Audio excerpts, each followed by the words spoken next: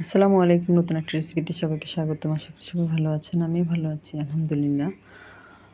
খুব সহজে বাসায় কীভাবে সুইট চিলি সস তৈরি করতে পারেন তার একটা রেসিপি তৈরি করে দেখাবো। আর এই রেসিপিটা দেখলে বিশ্বাসই হবে না যে এত সুন্দর খুব কম সময়ে আর এত কম উপকরণে বাসায় তৈরি করা যায় সুইট চিলি সস। এখানে আমি 4টা শুকনো মরিচ নিয়েছি। আমার মরিচটা কিন্তু অনেক ঝাল। এর সাথে আমি মরিচগুলো আমি ধুয়ে নিয়েছি। আর এর সাথে আমি 3 কাপ পরিমাণ পানি দিয়ে দিলাম। আর এখন চুলাটা ধরিয়ে দিয়েছি।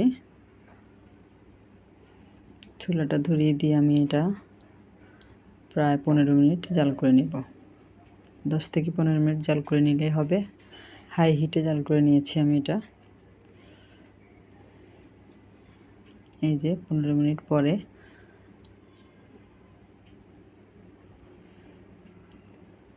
খুব সুন্দরভাবে মরিচটা কিন্তু সেদ্ধ হয়ে গিয়েছে।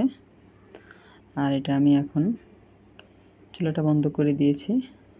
পানিটা খুব ভালো মতো ঠান্ডা করে নেব। ঠান্ডা করে আমি ব্লেন্ডারের জারে দিয়ে এটা আমি পেস্ট করে নেব, অর্থাৎ মরিচগুলো যাতে পেস্ট হয়ে যায় এরকম আর কি। আর এই যে আমি এটা ঠান্ডা করে ব্লেন্ডারের জারে দিয়ে ব্লেন্ড করে নিয়েছি। আর এটার কিন্তু কালারটা ঠিক এরকম এসেছে।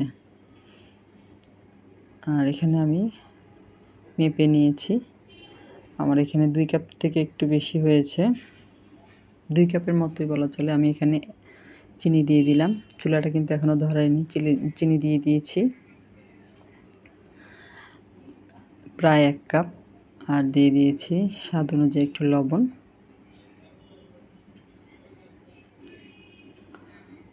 আর যেহেতু এটা সুইট চিলি সস, এজন্য চিনির পরিমাণটা একটু বেশি দিতে হবে। আর এখানে লাগবে ভিনেগার।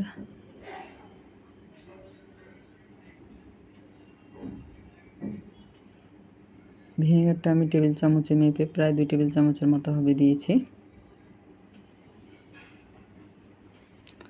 আর এখানে 2 টেবিল চামচ ভিনেগারের সাথে দিয়ে দিব 1.5 চা চামচের মতো কর্নফ্লাওয়ার। আর যেহেতু এখানে আমার 2 কাপের মতো আছে লিকুইড, ওই হিসেবে কর্নফ্লাওয়ারটা দিতে হবে। আর কর্নফ্লাওয়ারের পরিমাণটা কিন্তু এত বেশি দেওয়া যাবে না, তাহলে সেক্ষেত্রে কিন্তু সসটা একেবারে ঘন হয়ে যাবে। তাহলে দোকানের মতো হবে না। দোকানের সসটা কিন্তু এত ঘন হয় না। সেটা আপনারা যারা খেয়েছেন তারা তো অবশ্যই জানেন সুইট চিলি সসটা কেমন হয়। আমি ভিনেগারের সাথে এখানে প্রায় 2 চা চামচের মতো, 1.5 চা চামচ অথবা 2 চা চামচ এরকম নিলে হবে, কর্নফ্লাওয়ার নিয়ে গুলিয়ে নিয়েছি। খুব ভালো মতো মিশিয়ে নেব। এটা আমি মরিচের যে পেস্টটা পানিটা করে রেখেছি ওটার সাথে মিশিয়ে নিলাম। মিশিয়ে নিয়েছি। আর এই পর্যায়ে আমি চুলাটা ধরিয়ে দিব।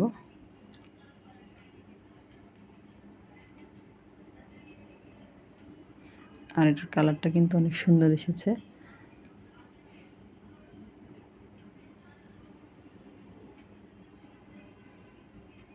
আর নেড়ে চেড়ে এটা কিন্তু নাড়া বন্ধ করা যাবে না, যেহেতু কর্নফ্লাওয়ার দিয়েছি। এই জন্য চুলার আঁচটা মিডিয়াম হাইতে রেখে এটা জাল করে নিব প্রায় 10 মিনিট। 10 মিনিট পরে দেখেন আমার সসটা কিন্তু হয়ে গিয়েছে প্রায়। এটা ঠিক এরকম হবে। ঠান্ডা হবার পরে আরেকটু ঘন হয়ে যাবে।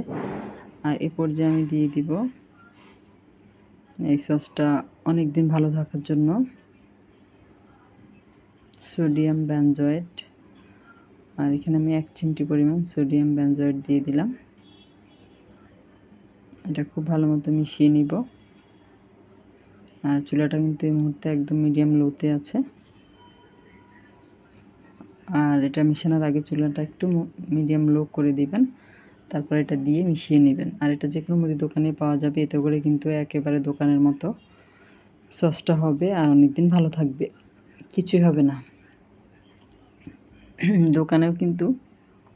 দোকানের সসেও কিন্তু সোডিয়াম বেনজয়েটটা দেওয়া হয়, এই কারণে ওদের সসটা কিন্তু ভালো থাকে, নষ্ট হয় না। মিশিয়ে নিয়ে আমি আরও 2 মিনিটের মতো জাল করে নিয়েছি। আর এটা কিন্তু আমার খুব ভালো মতো হয়ে গিয়েছে,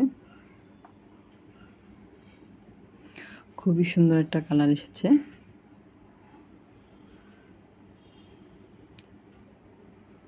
হয়ে গিয়েছে।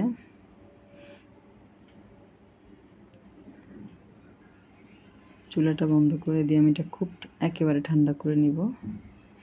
আর একেবারে ঠান্ডা করে নিয়েছি। ঠান্ডা হওয়ার পরে কিন্তু এটা আরেকটু ঘন হয়ে গিয়েছে। আর এবার আমি একটা কাচের বোতলে এটা রেখে দিব। এই যে সুইট চিলি সসের একটা বোতলে আমি এটা রাখলাম, রুচির। পুরো 1 বোতল হয়েছে আমার এখানে 200 গ্রামের। আর বাটিতে নিয়েছি, এই যে দেখেন কত সুন্দর কালার এসেছে। আর একেবারে ঠিক দোকানের মতো। আর স্বাদটাও কিন্তু অনেক ভালো এসেছে। রেসিপিটা আপনাদের কাছে কেমন লাগলো অবশ্যই কমেন্ট করে জানাবেন। আর লাইক, কমেন্ট, শেয়ার, সাবস্ক্রাইব করে আমার পাশে থাকবেন।